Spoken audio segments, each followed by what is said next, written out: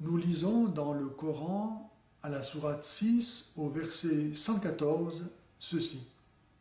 Allah a fait descendre sur vous le livre exposé intelligemment. Et au verset 155 de la même sourate 6, nous lisons « Voici un livre béni que nous avons fait descendre, suivez-le donc, craignez Allah. » Pour les commentateurs musulmans, le livre dont il est question dans ces versets est, bien sûr, le Coran.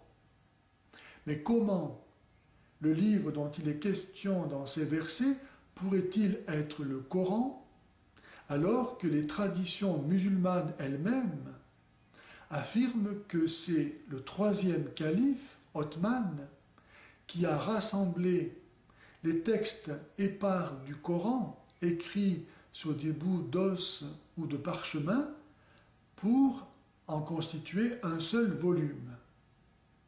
Autrement dit, il n'existait pas du temps de Mahomet de livre du Coran, sans quoi le troisième calife n'aurait eu aucune raison de faire ce qu'il a fait. De plus, ce livre descendu du ciel, qui est censé montrer Mahomet à ses interlocuteurs, personne ne sait où il est passé. Comment imaginer que les compagnons de Mahomet n'aient pas conservé un tel don divin, alors qu'ils ont conservé de Mahomet ses épées et ses babouches. L'analyse du texte confirme l'affirmation que le livre dont il est question dans ces versets ne peut pas avoir été le Coran. En effet, nous lisons dans le verset 114 que le livre est exposé intelligemment.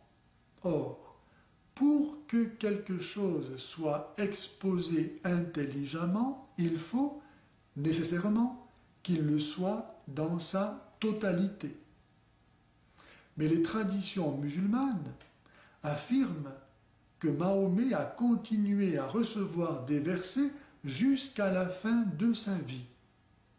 C'est dire que le livre ne pouvait pas être exposé intelligemment du vivant de Mahomet. De même, au verset 155, il est demandé aux auditeurs de suivre ce que dit le livre. Mais comment les auditeurs de Mahomet auraient-ils pu suivre ce que disait le livre si Mahomet n'avait pas fini de le recevoir?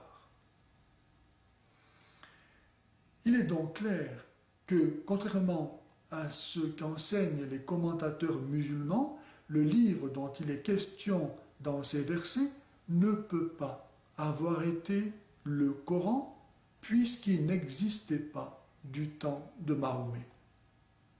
La deuxième conclusion est que ces versets, parlant d'un livre qui n'existait pas du temps de Mahomet, n'ont pu être écrits qu'après la mort de Mahomet.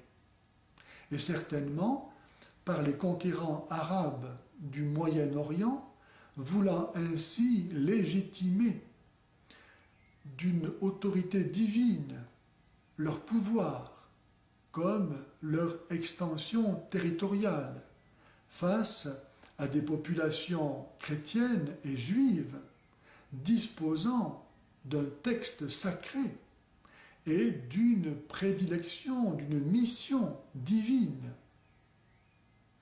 La troisième conclusion est que si le Coran a été écrit après les événements supposés de la vie de Mahomet, alors éclate au grand jour le caractère mythologique du Coran, comme du personnage de Mahomet et finalement de l'islam lui-même.